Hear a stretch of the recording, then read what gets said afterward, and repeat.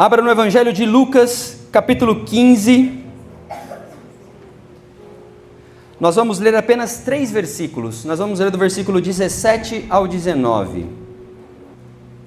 Diz assim a palavra do Senhor: Caindo, porém, em si, disse: Quantos empregados de meu pai têm abundância de pão, e eu aqui pereço de fome? Levantar-me-ei, irei ter com meu pai, e dir-lhe-ei: Pai, pequei contra o céu e diante de ti. Já não sou digno de ser chamado teu filho. Trata-me como um dos teus servos. Amém? Só até aqui. Pode colocar, pode sentar, pega o seu assento. Nós vamos meditar. Muito obrigado, meu irmão. Nós vamos meditar nessa palavra essa noite. Acredito eu que todos os que estamos aqui já ouvimos essa palavra. Essa palavra é uma palavra muito conhecida e ela é conhecida como a parábola do filho pródigo. Só que se eu pudesse dar um novo nome para esta pregação, eu diria que essa palavra ela tem mais a ver com o escândalo da graça. Eu falo para os meus alunos lá no ITQ, quando nós vamos ler, interpretar uma parábola, nós precisamos entender primeiramente para quem Jesus estava falando tal parábola. Para nós possamos ter uma correta interpretação bíblica do texto, nós precisamos entender o contexto que Jesus estava contando essa história e também para quem ele estava falando. Parábolas, então, primeira coisa que nós precisamos saber é que é uma história, não é um fato real. Jesus, no seu ministério terreno, ele pregava muito por parábolas. E lá no cultinho, lá para as crianças, quando é ensinado uma historinha, o professor na escola, no ensino médio, no ensino infantil, ela conta uma história. Toda história tem uma finalidade pedagógica. Então, quando Jesus ele pregava através de parábolas, ele queria ensinar alguma coisa a alguém. Se nós começarmos a ler o capítulo de Lucas 15, nós vamos entender para quem Jesus estava falando. Jesus, ele estava no auge do seu ministério. Jesus, ele tinha feito milhares de curas, existiam milhões, multidões seguindo a Jesus. E Jesus ele já estava ali sendo reconhecido e, ao mesmo tempo, estava também incomodando algumas pessoas. Nesse contexto bíblico, Jesus estava pregando, almoçando, curando publicanos, pessoas de outras nações, gentis, pessoas que, para a cultura judaica, eles não mereciam a bênção de Deus. E dois públicos começaram a questionar Jesus, que eram os fariseus e os escribas. Os fariseus e os escribas começaram a ver Jesus conversando e almoçando com pecadores, com pessoas que tinham uma nacionalidade diferente daquele povo. E aí eles questionavam no seu coração e falavam: como pode esse tal rabino, esse tal mestre, comendo com prostitutas, com publicanos, esses pecadores? Os fariseus, eles eram as pessoas que guardavam a lei mosaica. E os escribas, como não existia impressora e não existia internet, os escribas eram literalmente as pessoas que faziam cópias do Pentateuco, dos 5 primeiros livros escritos por Moisés. Então os escribas eram responsáveis por escrever a lei e os fariseus eram responsáveis por fazer a leitura oral ao ar livre para as pessoas. E essas pessoas eram moralmente irrepreensíveis. Os fariseus e os publicanos, eles andavam com a lei debaixo do braço. Eles andavam com tudo aquilo que Deus deu de lei para Moisés, como se fosse a verdade absoluta. E quando eles se deparam com Jesus conversando com aqueles pecadores, eles mais uma vez se escandalizam. Jesus ele conta, na verdade, 3 parábolas no capítulo 15. A primeira parábola que ele conta, na verdade, é das ovelhas, das 99 que uma se perdeu. A segunda parábola que Jesus prega nesse capítulo 15 é da dracma perdida que se perde dentro da própria casa. E a terceira parábola é essa que nós lemos aqui, que é a parábola do filho pródigo. Só que vocês viram que eu não comecei lendo a história inteira. Eu comecei lendo a história justamente da onde eu gostaria que o Espírito Santo me trouxe aqui para falar esta noite. Meus irmãos, o pecado, ele não vai fazer você cair de uma hora para outra. O milagre da salvação, ele acontece quando você toma uma decisão. Nós acabamos de ler aqui no capítulo 17. Caindo, porém, em si, disse: quantos empregados do meu pai têm abundância de pão e eu aqui pereço de fome? O primeiro ponto que eu chamo a atenção aqui é que o filho pródigo, tudo começou quando ele caiu em si. Quando o filho pródigo, ele cai em si, só é possível mediante a graça. Somente a graça que nos é dada através de Cristo Jesus, entregue na cruz do Calvário por mim e por você, é capaz de fazer com que o homem caia em si. E então, converta-se dos seus maus caminhos. O escândalo da graça é porque aqueles fariseus, eles tinham a lei. E a lei, se você fizesse certo 9 coisas e errasse em uma, você era condenado pela lei. Já a graça, ela é dada de graça. É o favor imerecido de Deus. Nós não merecemos essa graça, mas ainda assim, Deus amou o mundo de tal maneira que enviou o seu Filho amado, o seu Filho unigênito, para que todo aquele que nele crê não pereça, mas tenha a vida eterna. E é por esta graça que nós estamos aqui esta noite. É por essa graça que nós acordamos de manhã, levantamos e fazemos as nossas atividades e podemos ir e vir. Porque Deus tem nos dado vida, Deus tem nos dado vida em abundância, Deus tem nos dado graça. Só que ninguém começa pecando, se afastando de Deus e pensando no pior. Ninguém fala assim: olha, eu vou acordar cedo hoje e vou encher a cara e beber até cair. Ninguém acorda assim: olha, eu vou pegar o meu carro aqui e sair todo desengonçado da vida e vou bater no primeiro poste. Ninguém começa pecando falando assim: eu vou fumar o meu primeiro baseado e vou virar um dependente químico. Ninguém vai falar assim: eu vou adulterar porque eu quero filho fora do casamento. Ninguém entra na prostituição falando assim: eu quero pegar uma doença sexualmente transmissível. Não é da hora para outra que o pecado, ele gera consequência. Se nós formos ler, o filho pródigo, ele pede para o seu pai: pai, antecipa a minha herança. É como se ele dissesse para o pai: pai, você não tem mais valor para mim em vida. O valor que você tem para mim é apenas o valor material que você pode me dar. Pai, antecipa a minha parte, a minha herança. E aí, no 13, a Bíblia fala que o pai deu a herança para ele. A Bíblia fala aqui no 13, poucos dias depois, o filho mais moço, juntando tudo o que tinha, partiu para um país distante e ali desperdiçou seus bens, vivendo dissolutamente.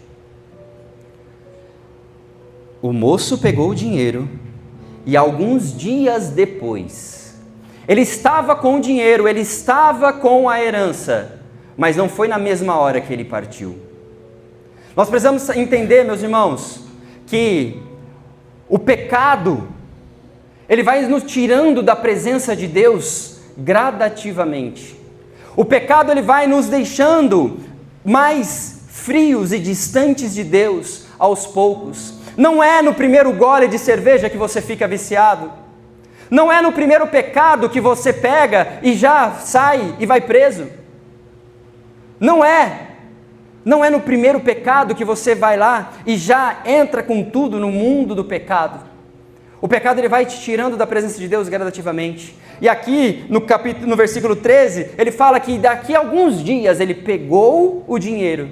E aí sim ele se afastou mais ainda do pai. Ele já tinha dito que para ele o pai não prestava mais para nada. O pai dele já não servia mais em vida. Ele já queria a parte dele em dinheiro. E aí ele se afastou.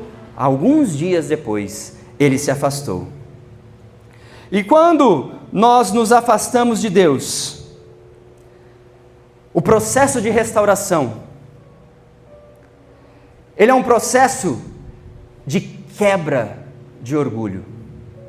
O processo para nós, depois que nós nos afastamos de Deus, o processo da reconciliação, ele é um processo de quebra de arrogância.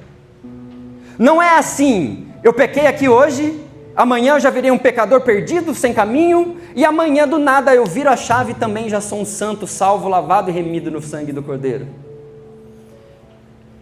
Existem milagres que são instantâneos. Cegos enxergaram instantaneamente, paralíticos andaram instantaneamente, milagres aconteceram de uma hora para outra. Só que o processo de salvação, o processo de libertação, esse já é diferente. O sofrimento do ser humano é o processo da quebra do orgulho, da quebra da arrogância, da quebra da natureza humana para a reconciliação do homem com Deus. O processo aonde Deus foi trabalhando na vida, na história que Jesus queria contar para esses fariseus. Ele parte primeiramente de 3 aprendizados que o filho pródigo teve. Quando primeiramente o filho pródigo, ele pega e caiu em si, ele colocou a mão na consciência, e para aqueles fariseus, para aqueles escribas, aqueles pecadores não tinham mais solução, não tinham direito, eles não tinham o direito de serem chamados filhos de Deus,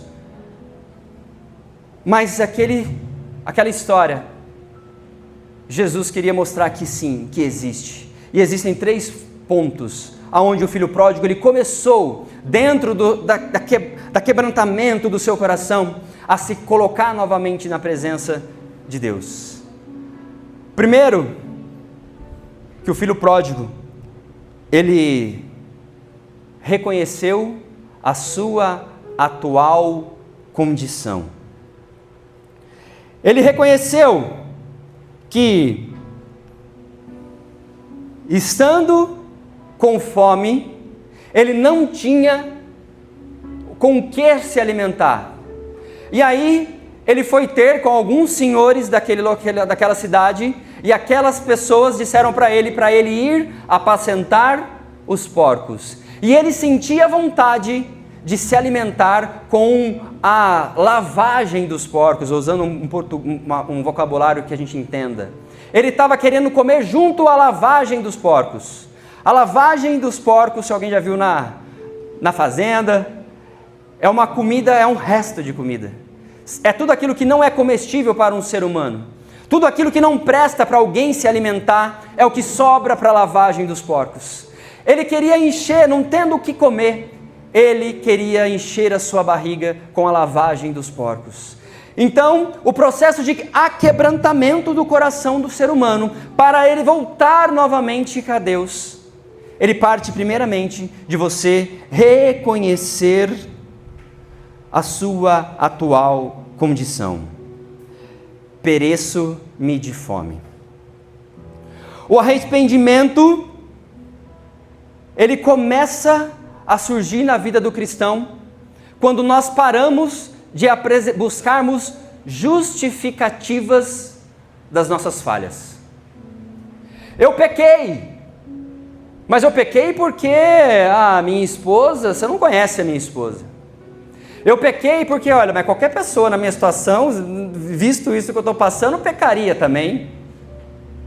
Desculpas, desculpas e mais desculpas. Justificativas infundadas que querem te manter aprisionados no pecado. Desculpas e justificativas que querem te manter aprisionados no mundo, fazendo o que desagrada a Deus. Reconheça primeiramente: estou com fome. Reconheça a sua atual condição. Não tenho o que comer, queria comer lavagem porque eu estou tão desesperado. Pare de buscar desculpas em outras pessoas. Pare de buscar desculpas em situações. Pare de colocar a culpa nos outros. Pare.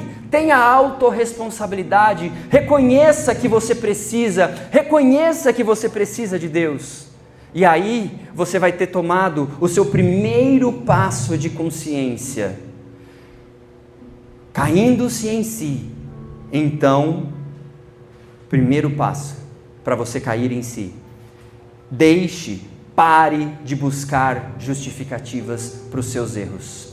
Pare de buscar desculpas para o seu pecado. Pare de buscar desculpas para justificar os seus erros e te manter aprisionado nas coisas deste mundo. A segunda coisa que esse filho pródigo, colocando a mão em consciência, ele fez, foi que você precisa reconhecer o que você havia perdido. Na casa de meu pai, os seus funcionários têm fartura de pão, e ele trabalhando para os outros numa chácara qualquer, cuidando dos porcos, querendo comer a lavagem dos porcos e não podendo. Reconheça a sua condição, pare de buscar justificativas em outras pessoas, em outras coisas. E segundo, reconheça aquilo que você perdeu. Muitas vezes, nós só damos valor naquilo que nós temos quando nós perdemos. Nós só damos valor no nosso casamento quando nós perdemos. Nós só damos valor na nossa saúde quando nós perdemos. Nós só damos valor nos nossos filhos quando nós perdemos. Nós só damos valor quando nós podemos vir na igreja, quando não tem mais uma igreja para a gente ir, quando a gente está enfermo, deitado numa cama de hospital e não podemos vir. Quantos testemunhos eu já ouvi na minha vida, onde pessoas falavam assim: irmão, eu queria tanto vir para a igreja, mas eu estou num leito de enfermidade e não posso vir. Quantas pessoas eu já ouvi dando esse testemunho, que quando estava à beira da morte, o que ela falava para Deus: Deus, restitui a minha vida, que quando o Senhor me voltar à minha saúde, eu vou lá para a tua igreja. Quantas vezes eu já ouvi essa pregação, esse testemunho de algumas pessoas? Não espere você perder a sua salvação, não espere você perder aquilo que Deus te deu, não espere você perder aquele seu carrinho, aquela sua casinha que você diminui tanto, que você coloca como se fosse uma coisa tão insignificante, que na verdade é o que Deus te deu. Não espere você perder aquilo que Deus te deu para você dar valor, porque aquele filho pródigo estava na casa do seu pai, tinha do bom e do melhor, e ele falou: pai, você não presta mais para mim, eu quero viver a minha vida, quero seguir os meus caminhos, quero andar segundo as minhas próprias pernas. E aonde que a sua perna tem te levado, meu irmão? Aonde que a sua vontade tem levado você para almoçar? Num restaurante chique para comer comida japonesa para quem gosta, para comer picanha para quem gosta, ou para comer lavagem junto com os porcos no pecado? Aonde que a sua própria vontade tem te levado, meu irmão? Aonde? O que você precisa perder para você dar valor na sua vida? O que você precisa perder mais para você dar valor na igreja onde você congrega? O que mais você precisa perder para você dar valor no seu pai que te ama, na sua mãe que cuida de você, no seu cônjuge? O que mais você precisa perder para você dar valor no seu ministério? se você toca, se você canta, se você dança, se você cuida das cadeiras, se você abre ou fecha a porta, se você lava o banheiro, se você cuida das crianças, se você dá aula na escola bíblica, o que mais você precisa perder para você dar valor? Aquele filho pródigo, ele teve que perder a presença de Deus, a presença do seu pai. Aquele filho pródigo, ele teve que perder o alimento. Aquele filho pródigo, ele teve que perder todo o dinheiro, todo aquilo que ele recebeu do seu pai, para ele dar valor. E a terceira coisa, e eu diria que, eu não posso dizer que é a mais importante, mas é a que mais chama a atenção.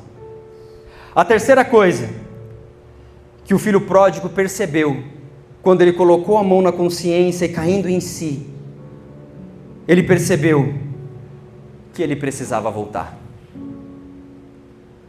Só que olha só, ele não percebeu que ele precisava voltar e ficou com remorso no seu coração. Não, por que eu fui fazer isso?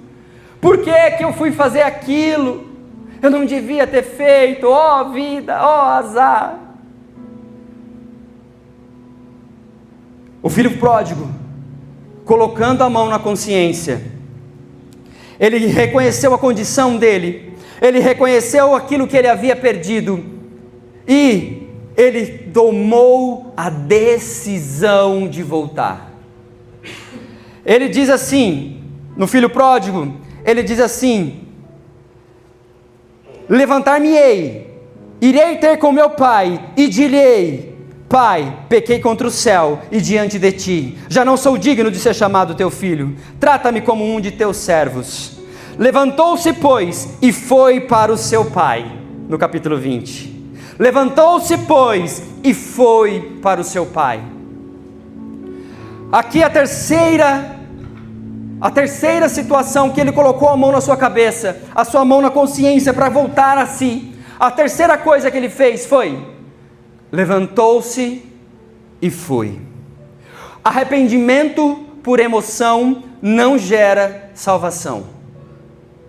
Emoção, não adianta eu fazer você chorar em lágrimas aqui. Eu poderia praticar inúmeras técnicas aqui de oratória, de qualquer coisa. Eu poderia usar inúmeros jargão de crente, jargão de pregador. Eu poderia fazer uma metralhadora de versículos bíblicos chave que faria você pular de alegria. Mas vocês já me conhecem há algum tempo, já sabem que não é meu feitio. Eu poderia fazer a igreja pular de alegria, e vocês sairiam daqui e não iriam levar nada do que eu falei. Vocês iriam chegar amanhã, segunda-feira, no seu trabalho, e a primeira oportunidade de pecar, você iria pecar. Você iria chegar para o seu cônjuge hoje mesmo, na hora de dormir, e não iria sequer dar boa noite para ele. O emocionalismo, a emoção, não gera arrependimento. Você ficar apenas emocionado não gera arrependimento. O arrependimento genuíno, ele requer mudança de atitude. O arrependimento genuíno, ele requer decisão. Não basta sentir a culpa, é preciso agir.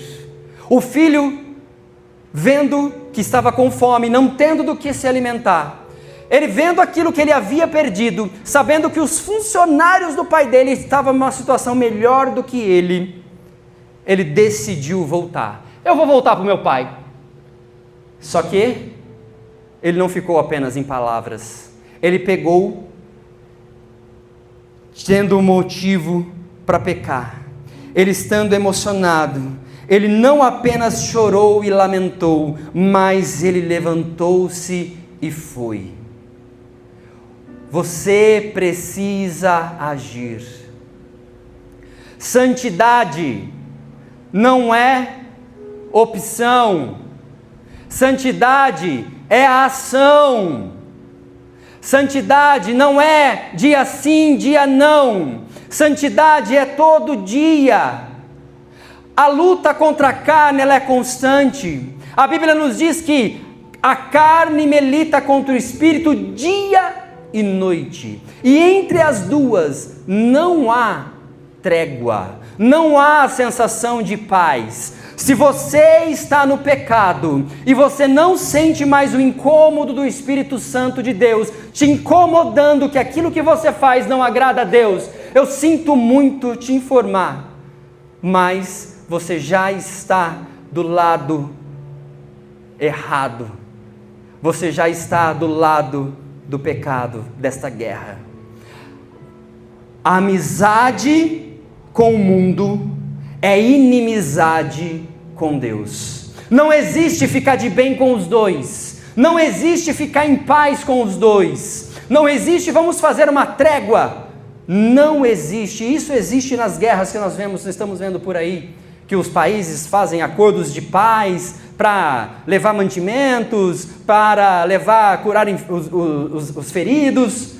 Entre a guerra espiritual, entre carne e espírito, não existe trégua, não existe bandeira de paz. Ou você é amigo de Deus, ou você é amigo do mundo. Não existe meio termo, porque seja quente ou seja frio, porque se você for morno, Deus vai te vomitar da presença dEle, Deus vai te expelir da presença dEle. Não existe você brincar de ser crente, não existe você brincar.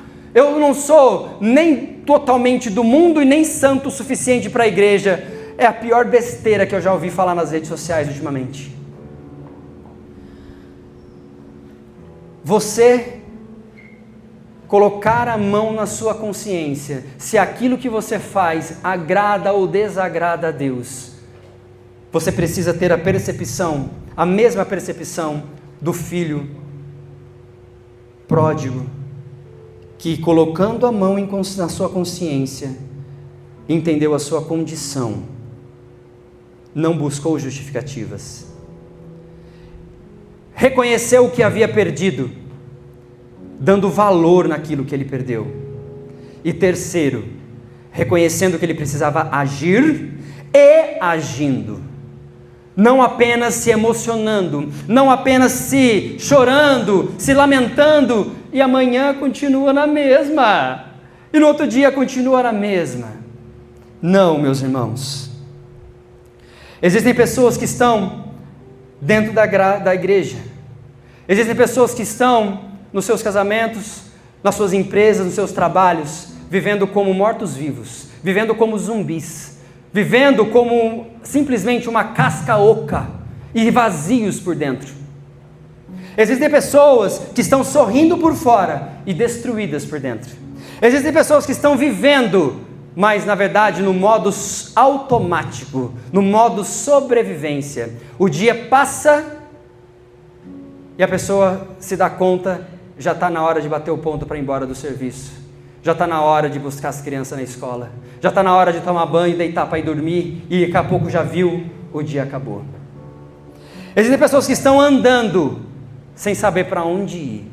Tem pessoas que estão caminhando, apenas cansando, apenas gastando energia, mas andando em círculos, não saindo do lugar, não vê dinheiro entrar na empresa, não vê o dinheiro entrar na conta bancária, vê o salário caindo e no mesmo dia já sumindo. Tem pessoas que estão andando em círculos, não vê, coloca o casamento, fica bom, fica ruim, fica bom, fica ruim, porque os filhos ficam com saúde e ficam doentes, ficam com saúde e ficam doentes, as coisas ficam bom, fica ruim, o ministério fica bom, fica ruim, fica bom, fica ruim. Existem pessoas que estão andando em círculos há anos, porque não fazem o que precisa fazer, não colocam a mão na consciência e não agem. Antes de voltar para Deus, o ser humano ele precisa acordar espiritualmente. Antes do pai reconhecer aquele seu filho, ele primeiro precisou acordar. Já não sou digno de ser chamado teu filho, trata-me como um dos teus empregados. Levantou-se, pois, e foi para o seu pai, estando ele ainda longe. Olha só, meus irmãos, estando o filho, no capítulo 20, estando ele ainda longe, seu pai o viu, encheu-se de compaixão e correndo, lançou-se ao pescoço e o beijou. Disse-lhe ao filho: Pai, pequei contra o céu e diante de ti, já não sou digno de ser chamado teu filho. Mas o pai disse aos seus servos: Trazei depressa a melhor roupa e vestilha, e ponde-lhe um anel no dedo e alparcas nos pés. Trazei também o bezerro cevado, e matai, comamos e regozijamo-nos, porque este meu filho estava morto e reviveu, tinha perdido-se e foi encontrado, e começaram a regozijar-se. Esse é o amor de Deus que os fariseus não entendiam. Esse é o amor de Deus que o irmão mais velho não conhecia. Esse é o amor de Deus que muitas vezes nós estamos na presença de Deus e não reconhecemos. Achamos que nós não somos dignos da graça de Deus. Achamos que nós não somos dignos de sermos chamados filhos de Deus. Achamos que nós não merecemos, que para nós não temos chance. Esse é o amor de Deus. A Bíblia diz aqui que o pai, vendo o filho de longe, o reconheceu. Jesus, ele jamais vai deixar de reconhecer você. A Bíblia diz que Jesus, ele jamais vai lançar fora aquele quem o Pai o entregou. A Bíblia diz que Jesus tem o nosso nome escrito na palma das mãos dele. A Bíblia diz também que Jesus, naquele dia, ele vai nos dar um nome novo escrito numa pedra branca, que só eu e Jesus vamos saber. O pai, vendo o filho longe, correu. Um patriarca, vestindo aquelas vestes túnicas, para ele correr. Imagina uma irmã com saia para correr, como que ela faz? Ela ergue a saia para poder correr. Você acha que um patriarca, um homem de respeito, primeiro que um patriarca jamais iria dar a herança viva para um filho. Um filho naquela época, se pedisse a herança para o pai, em vida, tomava, era uma boa sova, e perdia na verdade a herança, porque era uma afronta para um homem receber um pedido desse do próprio filho. Segunda coisa que Deus quis confrontar os fariseus, os hipócritas, foi ao dizer que o pai, vendo o filho, correu. Como? Imagina Abraão correndo para ver Isaac. Imagina Jacó correndo para ver o Benjamim. Imagina como que seria. Somente um pai que ama muito o seu filho quebraria os padrões, os dogmas da sociedade para amar, para reconciliar. Somente um pai que ama muito aquele seu filho para perdoar os seus pecados. Não importa o que você tem feito, não importa o que você fez, não importa os seus caminhos errados, Deus está de braços abertos te esperando, e Ele quer te colocar vestes novas, Ele quer te colocar um anel no seu dedo, reconhecendo, selando a sua excelência. Deus quer reconciliar você com Ele, através do nosso Jesus. Deus, Ele tem algo incrível esta noite, porque eu não sei o que você precisa ser restaurado na sua vida. Quando o filho pródigo decidiu voltar, ele não decidiu apenas se reconciliar com seu pai, abrindo mão do pecado. Muitas vezes nós ligamos este versículo apenas à conversão de pecados carnais, pecados que nos conduzem à morte. Nós ligamos esta história do filho pródigo como apenas alguém que se converteu e agora está na presença de Deus. Quando na verdade nós temos que entender que Jesus queria falar com os fariseus que a graça é o que nos basta. O que Jesus queria expor para aqueles homens da lei é que a graça que Deus tem para nos dar, ela é inevitável. A graça que Deus tem para nos dar, ela é irresistível. A graça que Deus tem para nos dar, ela é suficiente. Aquele pai correu e abraçou, selando novamente o encontro entre o homem e o seu Deus Criador, entre a criatura e o seu Criador, entre um filho e um pai. É o que Deus tem para mim, é o que Deus tem para você esta noite. Quais sonhos você precisa que sejam restaurados novamente na presença de Deus? Porque o seu trabalho você andou com as suas próprias pernas e te levou até onde? O seu casamento, a sua vida amorosa com as suas próprias pernas te fez chegar até onde? A sua empresa, os seus negócios, você andando com as suas próprias pernas fez você chegar até onde? Os seus filhos, a criação, a educação dos seus filhos fez você chegar até onde? O que precisa ser restaurado nesta noite? O que precisa, novamente, você receber uma roupa nova na sua vida? O que você precisa receber um anel novamente na sua vida? O que você precisa, meu irmão, é o que Deus tem para te dar esta noite. Aquilo que parecia impossível para você, é perfeitamente possível a Deus. Aquilo que é impossível ao homem, é possível a Deus. Não há nada que Deus não possa fazer. Não há nada que perca, que saia do controle de Deus. Não há nada que você fala assim, Deus, que não acredito, que nem Deus, até Deus duvidava. Não há nada que você possa fazer que Deus não saiba. Antes mesmo que a minha palavra já chegasse à boca, já era de conhecimento de Deus. O que você precisa restaurar esta noite? O que você precisa novamente ter um abraço de Deus esta noite? O que você verdadeiramente precisa esta noite? Não seja como o filho mais velho, que duvida da graça. Essa graça que escandaliza, essa graça que fala, como pode tal pessoa agora é crente? Mas enchia a cara, bebia, estava na bagunça, roubava, matava, prostituía, fazia tanta coisa errada, agora está aqui na igreja pagando de santinho. Meu irmão, é desses que Deus gosta. A parábola que Jesus conta lá nas duas primeiras, Jesus fala que tem mais alegria no céu por aquela uma ovelha do que pelas 99 que estiveram o tempo todo presa no aprisco, que não tinha do que se restaurar. Deus, Ele tem amor. Deus, Ele tem amor, Ele tem paixão. Deus, Ele tem amor pela vida daquela ovelha que se perde. Deus, Ele tem amor, Ele tem paixão, Ele quer restaurar o crente. Talvez você possa achar que você não precisa dessa reconciliação. Talvez você possa achar que você não tem o que se converter, igualzinho os fariseus. Talvez você possa achar que essa pregação não é para você, mas talvez o Espírito Santo te lembre dessa pregação no decorrer dessa semana.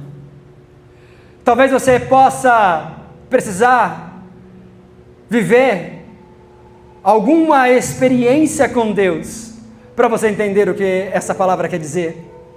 Talvez você possa esperar até que passará mais alguns dias para você entender que o fundo do poço não é o fim.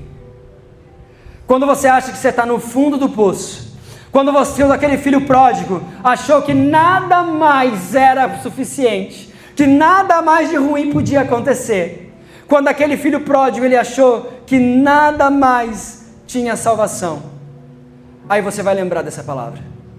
Aí você vai lembrar que existe um Deus que está no controle de tudo. Aí você vai se lembrar que existe um Deus que tem prazer em buscar aquela ovelha que se perdeu. Existe um Deus que tem prazer de reconciliar o filho que se havia perdido. Tem prazer em trazer à vida aquele que havia morrido. Tem prazer em colocar anel e roupa nova naquele que está sujo, naquele que está encardido, naquele que está com roupas velhas.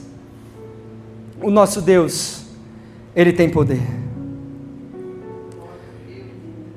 Aquele filho, bastava para ele voltar e ser um simples servo.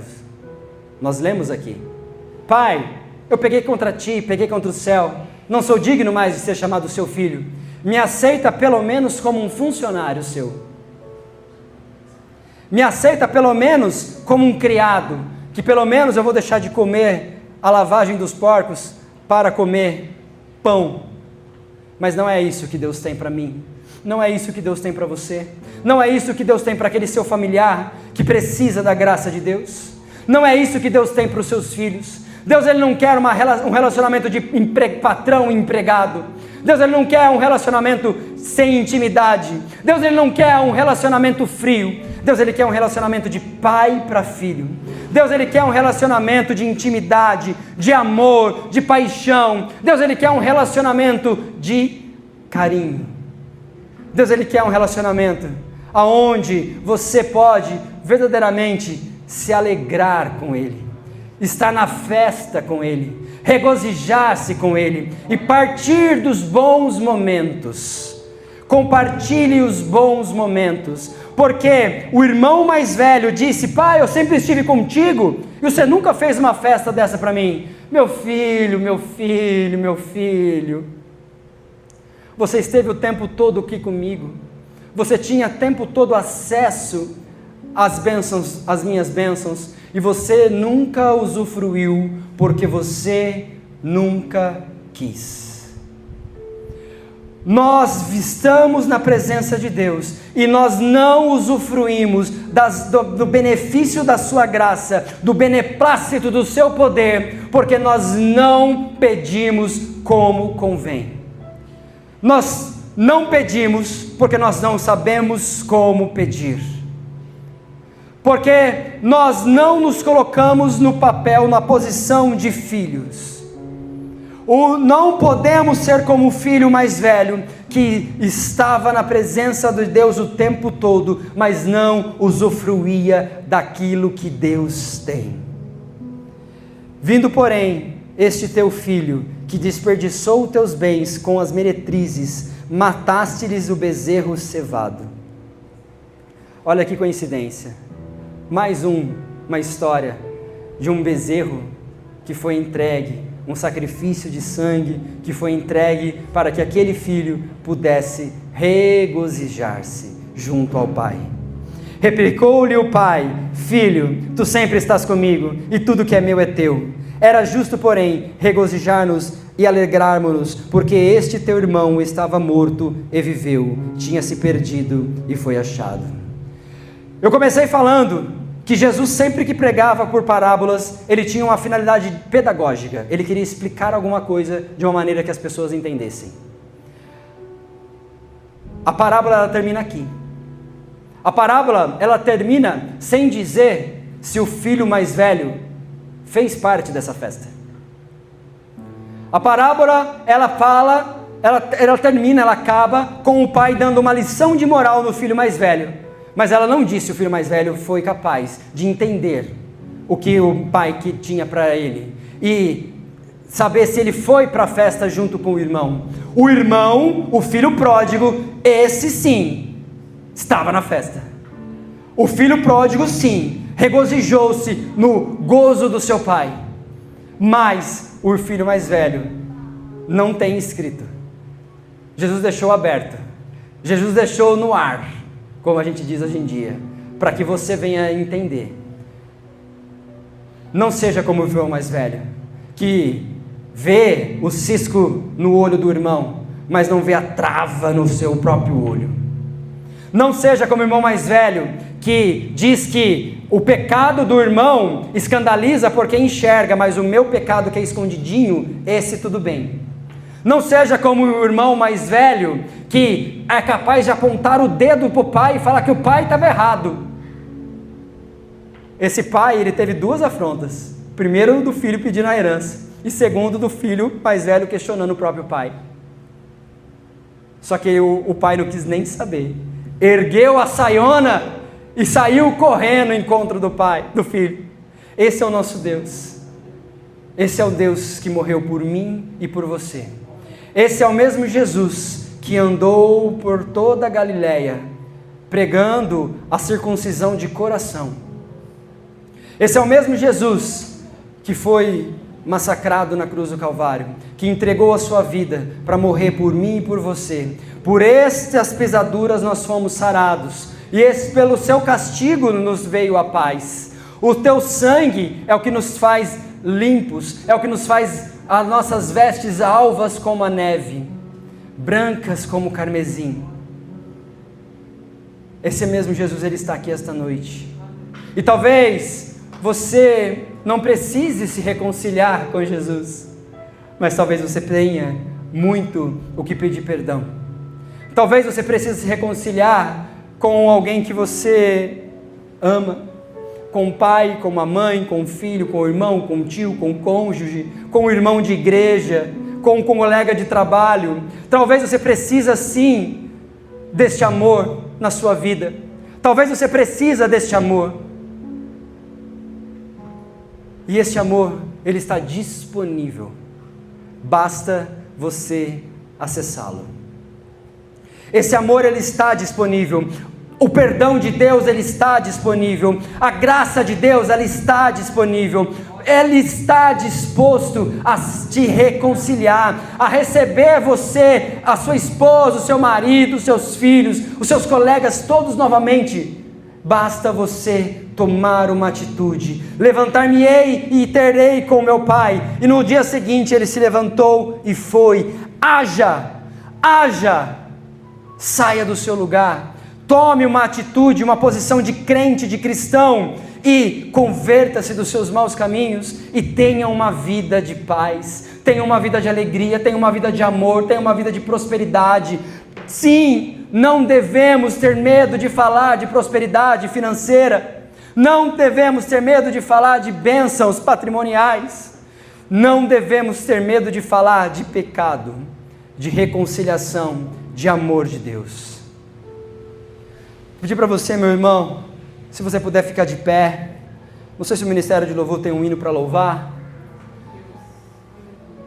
mas que essa palavra venha ter entrado no seu coração, que você tenha uma semana de vitória, que você tenha uma semana cheia do Espírito Santo, que você tenha uma semana onde você possa colocar os frutos do Espírito em evidência, que as pessoas possam olhar para você e ver Cristo refletindo em seu viver, que você possa ter os frutos e os dons do Espírito Santo na sua vida, que você possa viver a boa, perfeita e agradável vontade de Deus, que tudo que você fizer lhe vá bem, que aonde você colocar a planta dos seus pés, Deus tenha te dado por herança, que verdadeiramente tudo aquilo que você fizer prospere, que todos possam olhar para você e dizer: grandes coisas tem feito o Senhor a estes, por isso eles estão alegres. Que as pessoas possam reconhecer Jesus no seu viver. Feche os teus olhos, põe as mãos sobre o seu coração. Eu convido você a louvar, eu convido você a dar liberdade ao Espírito Santo, eu convido você a se entregar na presença dEle. O que você precisa esta noite, Deus tem para te dar. Aleluia, Jesus.